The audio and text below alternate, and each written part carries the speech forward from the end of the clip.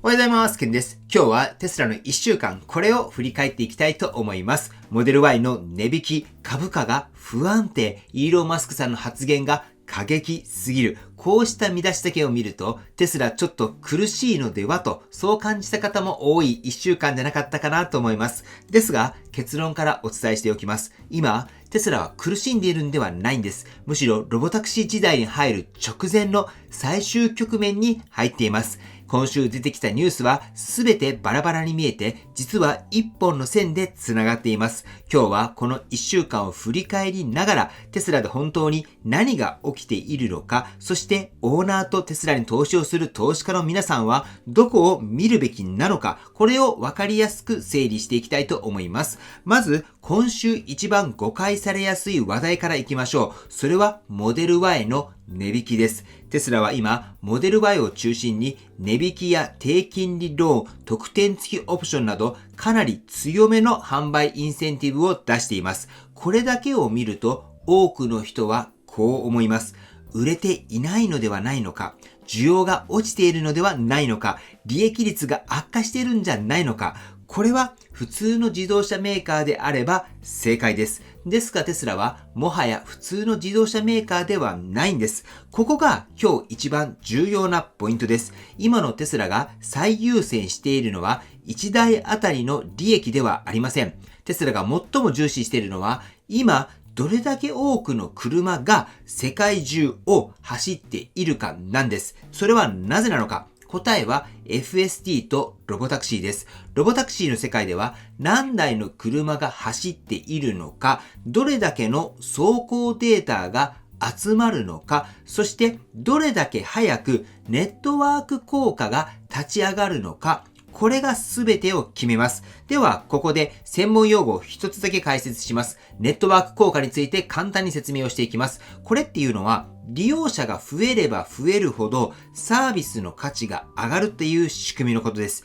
例えば、電話だったり SNS も使う人が多いほど価値っていうのが高まりますよね。もし X においても1人とか2人しか使っていなかったらそこに価値がないわけなんです。X の価値っていうのは全世界の人がリアルタイムにいろいろなことを投稿している。だから価値があるんですね。あれもネットワーク効果でロボタクシーも同じなんです。つまり台数が増える、データが増える、AI が賢くなる、さらに安全で便利になってまた使う人が増えるっていう循環が生まれるんです。この循環が一度回り始めたら後から参入する企業っていうのはほぼ追いつけないんです。モデル Y の値引きっていうのは短期的には利益率を下げるんですけれども、中長期で見た場合には、ロボタクシーとして稼働できる車両を増やすための投資とも捉えることができるんです。これっていうのは弱さとかそういったものではなくって、戦略的なインフラ投資と言えるんです。では次に FSD について見ていきましょう。今週は FSD をめぐって非常に重要な動きがありました。まず FSD の最新版の V14 についてです。パイパー・サンドラーは無監視 FSD の実現は非常に近いと評価しました。また欧州ではテスラ社員が運転席に座り、一般ユーザーが助手席で FSD を体験するライドアロングが複数の国で拡大しています。FSD の進化っていうのは一直線に良くなっていくわけではないんです。良くなって少し下がってまた良くなっていく。この繰り返しなんです。AI の進化っていうのはそういうもんなんです。重要なのは長期のトレンドとして確実に人間に近づいているかどうかなんです。そして今 FSD は人間のレベルに近づいたではなくって人間を超える可能性が現実味を帯びてきたというフェーズ、ここに入りつつあるんです。では、ここで Waymo との違いを整理しておきましょう。Waymo は非常に高性能な自動運転技術を持っています。ただし、走れるエリアは限定的、車両数も限られる、高価なセンサーに依存する。一方、テスラはどうなのか。テスラはカメラ中心のシンプルな構成、量産車ベース、すでに世界中で数百万台が走行中。この違いっていうのは技術論ではないんです。思想の違いなんです。テスラの FSD は完璧な自動運転を少数で実現するのではなくって、十分に安全な自動運転を大量に展開するっていう設計思想があるんです。だからこそ、イーロン・マスクさんは無監視運転はほぼ解決したというふうに言われたんです。これは楽観ではないんです。スケール前提の設計思想があるからこそこういうふうな発言をされたということになります。では次にグロックのナビについて考えてみましょう。これをちょっと便利な新機能だと思っていると、これは本質を間違ってしまうことになります。なぜなのかと言いますと、グロックのナビの本質っていうのは、車内に AI アシスタントが常駐し始めたという点にあるんです。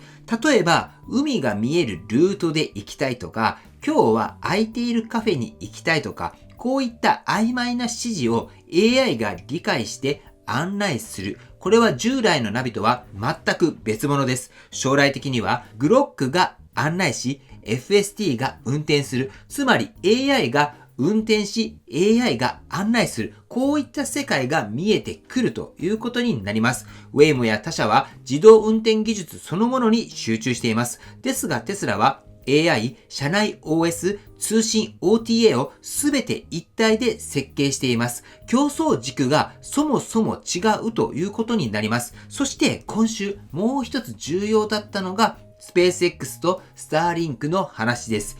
一見すると宇宙と車っていうのは関係ないように見えます。ですがロボタクシー時代において安定したグローバル通信っていうのは不可欠なんです。地上のモバイル通信はエリアや構造物の影響を受けやすい。一方スターリンクは衛星通信です。都市であろうが地方であろうが山の中であろうが同じ品質で通信ができるんです。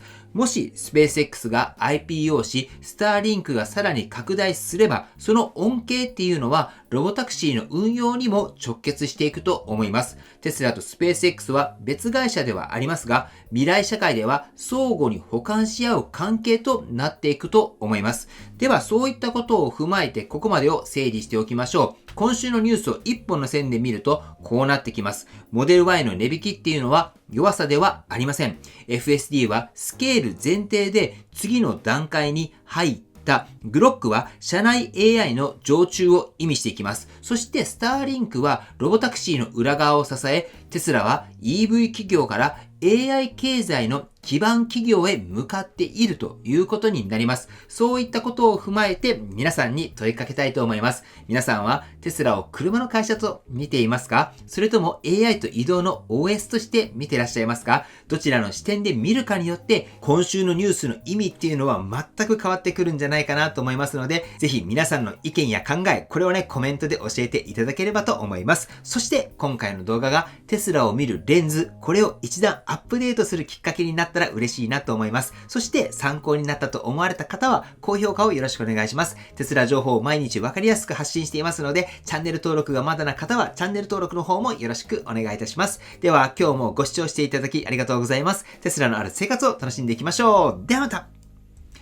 では、追伸です。今日は日曜日なので、テスラのアンケートの結果、こちらを見ていきたいと思います。先週の結果なんですけれども、テスラ株は先週末455ドルで、今週末が458.96 ドルということで、正解はギリギリですけれど、上がるが正解となっております。では、アンケートの結果、こちらを見ていきましょう。今回は372票いただいております。ありがとうございます。結果ですが、上がると答えられた方が一番多くて 79% で、これらの方が正解となっております。では次にコメントをしてくれた方の結果、こちらを見ていきたいと思います。コメントですが、8名の方が正解となっております。そして現在3週連続に3名の方がいます。さて、来週どうなるのか楽しみにしたいなと思います。そしてこちらのアンケートですけれども、4週連続正解された方に今は社内で使えるカークリーナーをプレゼントしております。ぜひ皆さん参加されてみてください。そしてこちらのアンケートですが、趣旨として2つあります。まずは株式投資の難しさ、これを実感してもらうということです。株式投資は株価予想など色々とあると思いますが、実際に毎週やることでその難しさがわかると思います。そして株式投資で上がるのか下がるのか、それがわかる人なんていないっていうことも実感ベースでわかると思います。しかし、毎週行い、自分はこういった理由から上がると思う、下がると思うと、毎週考えることで、自分の中の分析力も上がると思います。僕の YouTube では、テスラ株投資をされている方も非常に多く視聴されていて、投資をする際には何かしらの根拠や分析を持って投資をすると思います。その時に毎週自分なりの分析をすることは役立つと思います。ぜひ僕の YouTube を通じて毎週このアンケートは行っていますので、分析力アップ、そして他の方のコメントもぜひご覧になってみてください。そうすることでそういった視点もあるのかと勉強になると思います。そしてコメントを通じて参考になるコメントがあったら、いいねボタンを押してあげたり、コメントに返信されたりされてください。そしてコメント欄を通じてご自身の株式投資の勉強の場として活用してもらえればと思います。ということで本日もアンケートしますので、ぜひゲーム感覚でも大丈夫ですので参加されてください。きっとご自身のレベルアップにもつながると思います。締め切りは明日までです。はい。ということで本日も最後までご視聴していただきありがとうございます。素敵な一日をお過ごしください。ではまた。